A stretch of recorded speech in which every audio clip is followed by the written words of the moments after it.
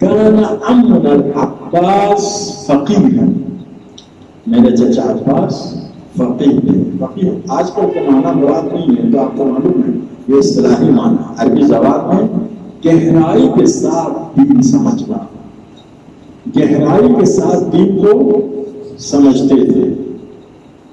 ہمارے بس دین شناس ہونے کی ضرورت ہے، دین کے معرفت کی ضرورت ہے.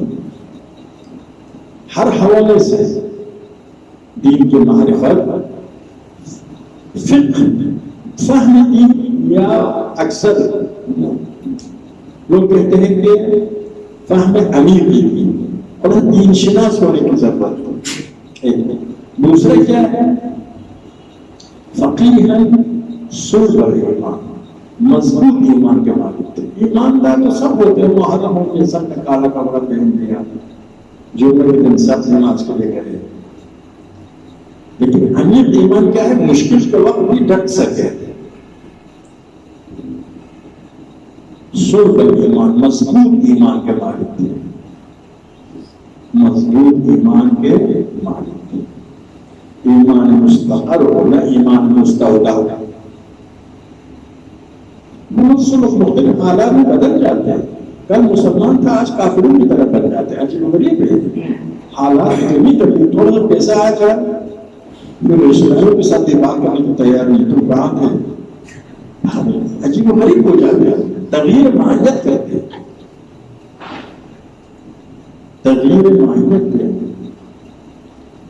ایمان قوی ہو تو پھر اثر نہیں کرے گا، اثر بھی کرے اثر ایمان کے مطابق ہوگا، ورنہ تو صلب مضبوط ایمان. بس یعنی حقیقتاً امام اپنے زمانے کے امام صاحب الفضل کیا فرمایا؟ ان روحان ابدا عن دینی وعن امام صادق یقینی یا نفس لا تخشی من الکفار. اے میرا نفس کفار سے مت ڈرنا، وابشری برحمت الجبار، اپنے خدا کی رحمت کی بشارت و اللہ نے جو اپنے باتوں پہ خطا ہوتا ہے.